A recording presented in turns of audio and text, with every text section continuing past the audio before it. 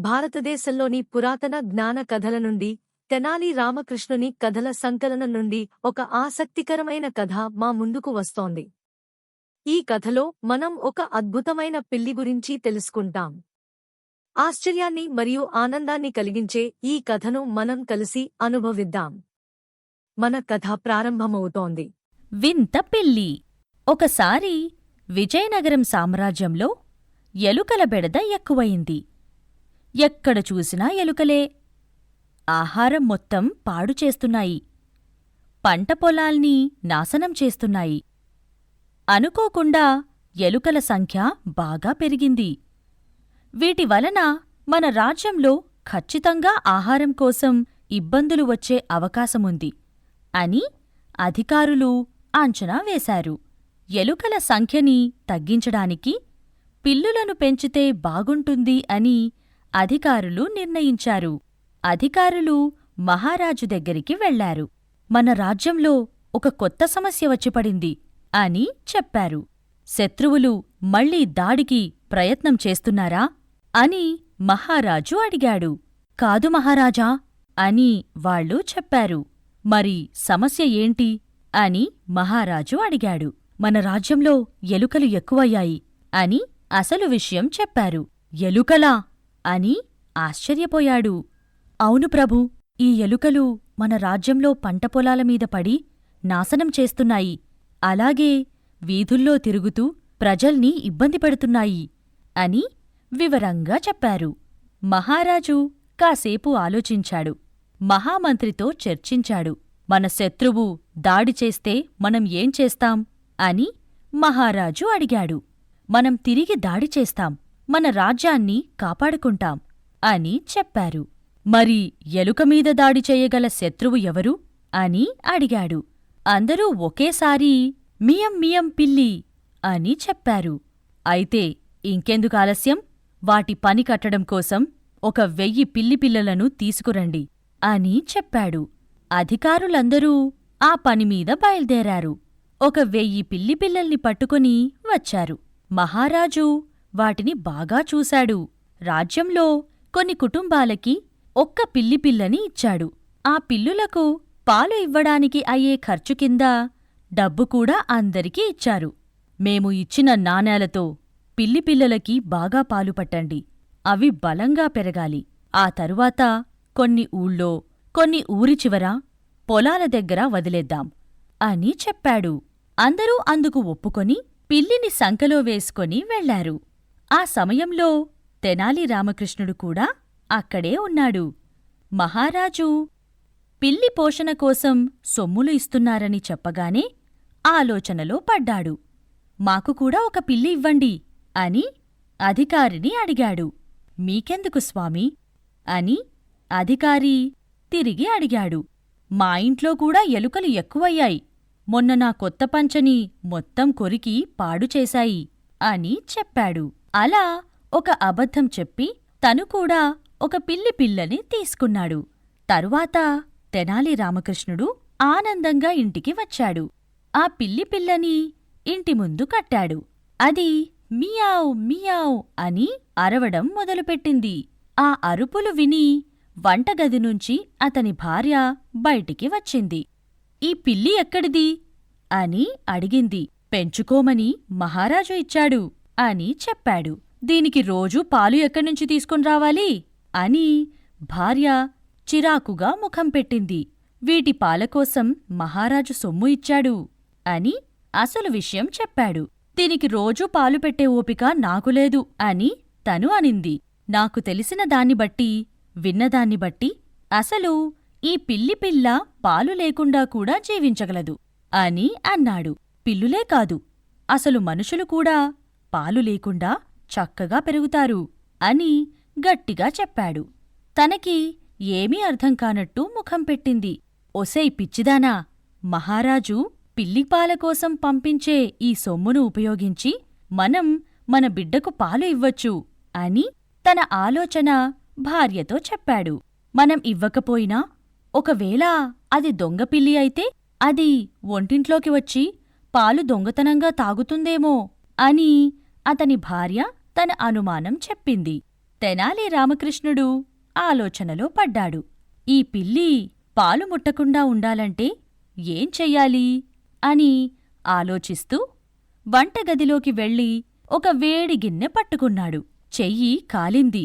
బుర్రలో ఆలోచన కూడా వచ్చింది. పరిగెత్తుకుంటూ బయటికి వచ్చి, నా దగ్గర ఆ పిల్లిని పాలు తాగకుండా ఆపడానికి మార్గం కూడా ఉంది అని తెనాలి రామకృష్ణుడు తన భార్యతో అన్నాడు. తరువాత పిల్లిని బలవంతంగా ఇంటి ముందు ఉన్న గుంజకి కట్టేశాడు. అది ఆకలికి అరుస్తూనే ఉంది. కాని తను దానికి ఒక్క చుక్క పాలు కూడా ఇవ్వలేదు. పక్కింటి అతను వచ్చాడు. ఆ పిల్లికి కాస్త పాలు ఇవ్వచ్చు కదా అని సలహా ఇచ్చాడు. ఇదిగో ఆ పనిమీదే ఉన్నాను అంటూ లోపలికి వెళ్ళాడు. పాలు గిన్నెలో పోసి పొయ్యిమీద పెట్టాడు. పాలను బాగా మరగబెట్టాడు. ఇదిగో పిల్లిపిల్లా, నీకోసం పాలు అంటూ ఆ పిల్లి ముందు వేడి పాలగిన్నెలో పోసి ఉంచాడు. వేడివేడి పొగలు చూసిన పిల్లిపిల్ల దాన్ని తాకలేదు. అలాగే ఒక దగ్గరే నిలబడిపోయింది. వేడివేడి పాలనుంచి ఆవిర్లు వస్తున్నాయి. ఆ పిల్లి వేడిపాలు నుండి వస్తున్న ఆవిరి చూసి చాలా భయపడింది. అమాయకంగా మియావ్ మియావ్ అంటూ వెనక్కి వెళ్ళింది. ఎక్కడికి పారిపోతున్నావు అంటూ దాన్ని పట్టుకున్నాడు. ఆ పిల్లి పెదాలను వేడి పాలలో బలవంతంగా ముంచాడు. దాని పెదవి కాలిపోయింది. అది కుయ్యో మొర్రో అంటూ కేక పెట్టింది. ఆ పిల్లికి వాళ్లు తినే అన్నంలో 4 మెతుకులు వేసేవాడు. మంచి ఉపాయం బాగా పనిచేసింది అని అతని భార్య పొగిడింది. ఆ రోజునుంచి తెనాలి రామకృష్ణుడి పిల్లిపిల్ల ఎప్పుడూ పాలు తాగలేదు. ఎప్పుడైనా పాలగిన్నెతో తెనాలి రామకృష్ణుడు దాని ముందుకు వచ్చేవాడు. ఆ పాలు గిన్నెలో చూసిన పిల్లి భయంతో దూరంగా వెళ్ళిపోయేది. ఆ విధంగా తెనాలి రామకృష్ణుడు తన తెలివిని ఉపయోగించి పాలని ప్రేమించే పిల్లిని పాలను ద్వేషించే జంతువుగా మార్చేశాడు. ఆ విధంగా మహారాజు ఇచ్చే సొమ్ముతో కొనే ఆ పాలు తన కొడుకుకు ఇవ్వడం మొదలుపెట్టాడు. అలా 15 రోజులు గడిచిపోయాయి. మహారాజు అధికారులతో కూర్చొని మాట్లాడుతూ ఉన్నాడు. పిల్లుల గురించి అడిగి తెలుసుకున్నాడు. మీరు అందరికీ కబురు పెట్టండి, పిల్లిపిల్లలను సభకు రావాలని చెప్పండి అని మహారాజు అధికారులతో అన్నాడు. అధికారులు అందరి దగ్గరికి భటుల్ని పంపించారు. తెనాలి రామకృష్ణుడి ఇంటికి కూడా వచ్చారు. మీ పిల్లిని తీసుకొని సభకి రండి అని భటులు చెప్పారు. తెనాలి రామకృష్ణుడు పిల్లిని చూస్తూ ఆలోచనలో పడ్డాడు. అందరూ పిల్లులను తీసుకొని వచ్చి సభలో మహారాజు ముందు ఉంచారు. మిగతా పిల్లులు పాలు తాగడం ద్వారా ఆరోగ్యంగా ఉన్నాయి. ఒక పిల్లి చాలా నీరసంగా ఉంది. ఆ పిల్లి ఎవరిది అని మహారాజు అడిగాడు. నాదే ప్రభూ అంటూ తెనాలి రామకృష్ణుడు ముందుకు వచ్చాడు. మహారాజు తల పట్టుకొని కూర్చున్నాడు. అవును తెనాలి రామకృష్ణ, మీ పిల్లికి ఏమైంది? దానికి మీరు పాలు ఇవ్వడం లేదా అని మహారాజు అడిగాడు. ఓ ప్రభూ, ఇక్కడ మనుషులకే తాగడానికి ఒక్క చుక్క పాలు కూడా అందుబాటులో లేనప్పుడు పిల్లిని పాలతో పెంచాలని ఎవరనుకుంటారు అని తెనాలి రామకృష్ణుడు సమాధానమిచ్చాడు. ఆ మాటతో పిల్లికి ఆహారమివ్వడానికి నేను ఇచ్చిన సొమ్ముని మీరేం చేశారు అని మహారాజు కోపంగా అడిగాడు. నేను మీరు ఇచ్చిన సొమ్ముని ఉపయోగించి పాలు కొన్నాను. కాని నా పిల్లి పాలు తాగలేదు కాబట్టి అవి నా కొడుకుకు ఇచ్చాను అని తెనాలి రామకృష్ణుడు చెప్పాడు. కాని మహారాజుకి నమ్మకం కలగలేదు. ఈ రాజ్యంలో పాలు తాగని పిల్లి ఉందా? నువ్వు అబద్ధం చెప్తున్నావు. మీ పిల్లి పాలు తాగదని రుజువైతే నేను మీకు 100 బంగారు నాణాలిస్తాను.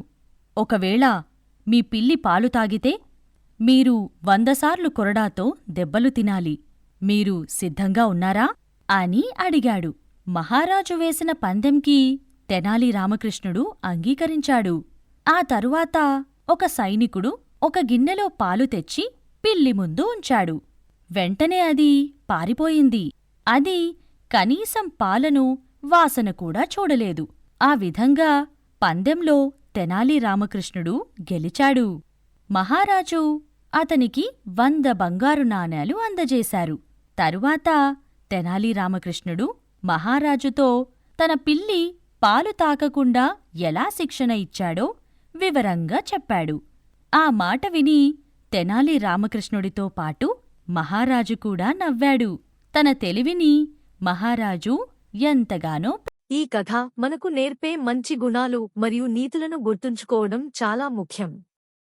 స్టోరీ వేవ్స్ యాప్ను ఆపిల్ లేదా ఆండ్రాయిడ్ యాప్ స్టోర్ల నుండి డౌన్లోడ్ చేయండి. ఈ సేకరణ మరియు ప్రపంచవ్యాప్తంగా ఉన్న సంస్కృతుల నుండి మరిన్ని కథలను అన్వేషించండి. స్టోరీ వేవ్స్ సభ్యత్వం నెలకు $1 కంటే తక్కువగా ఉంటుంది. మీ కుటుంబానికి నాణ్యమైన కథలను తీసుకురావడానికి ఇది అత్యంత సరసమైన మార్గాలలో ఒకటి.